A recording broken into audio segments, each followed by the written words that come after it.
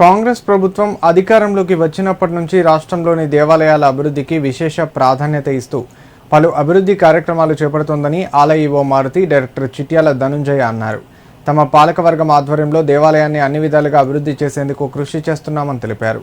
భక్తులకు మెరుగైన సౌకర్యాలు కల్పించడంతో పాటు ఆలయ పరిసరాల అభివృద్ధిపై ప్రత్యేక దృష్టి సారిస్తున్నామని పేర్కొన్నారు. సిద్దిపేట జిల్లా దుబాక మండలం శ్రీ రేకులకుంట మల్లికార్జున స్వామి రేణుకా ఎల్లమ్మ ఆలయ హుండీ ఆలయ ఈవో మారుతి, దేవాదాయ ధర్మాదాయ శాఖ సిద్దిపేట డివిజన్ ఇన్స్పెక్టర్ విజయలక్ష్మి, డైరెక్టర్లు, పోలీసులు, భక్తులు శ్రీ రాజరాజేశ్వర స్వామి సేవా సమితి సిద్దిపేట మహిళల ఆధ్వర్యంలో లెక్కించారు. ఈ సందర్భంగా వారు మాట్లాడుతూ గతంలో మార్చి 17న 5 హుండీలను లెక్కించగా 9,44,545 రూపాయలు రావడం జరిగిందని, 4 నెలల తర్వాత ఈ రోజు 5 హుండీలను లెక్కించగా 11,66,199 రూపాయలు రావడం జరిగిందన్నారు. ఈ మొత్తాన్ని దేవాలయం పేరు మీద తెలంగాణ గ్రామీణ బ్యాంకులో జమ చేయడం జరుగుతుందన్నారు. అనంతరం ఆలయ డైరెక్టర్ చిట్యాల ధనుంజయ మాట్లాడుతూ ఎంతో మహిమగల శ్రీ రేకులకుంట మల్లికార్జున స్వామి దేవాలయం ప్రాచీన దేవాలయమని, ఇది రిజర్వ్ ఫారెస్ట్ లో ఉండడం ద్వారా భక్తులకు అన్ని రకాల సదుపాయాలు అందజేయలేకపోతున్నామన్నారు. దీనిని జిల్లా ఇన్ఛార్జ్ మంత్రి, ముఖ్యమంత్రి రేవంత్ రెడ్డి సహాయ సహకారాలతో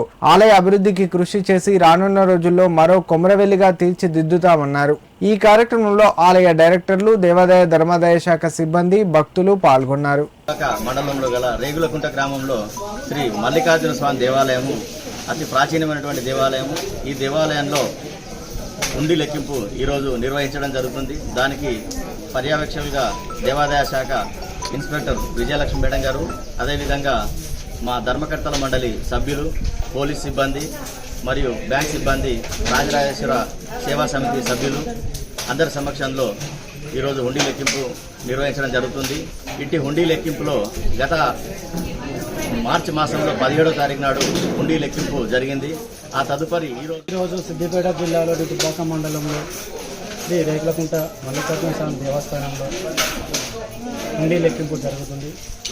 గత మార్చిలో జరిగింది మరియు మళ్ళీ ఇప్పుడు 4 నెలల తర్వాత జరుగుతుంది. ఇట్టి హుండీ లెక్కింపు తర్వాత ఈ వచ్చిన అమౌంట్ను స్వామివారి పేరు మీద అకౌంట్లో జమ చేయడం జరుగుతుంది.